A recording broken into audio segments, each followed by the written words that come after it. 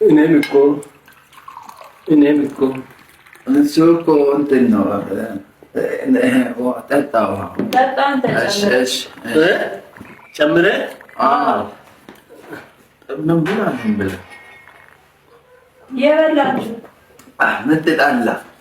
ምትጠና ነው። ትንሽ ሊቀምስ አንድ ጉርጭ በሶስት ቤት ይሁንላ።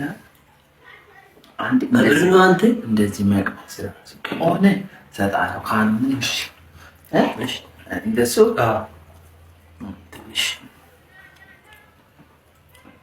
ጉርጭ ብቻ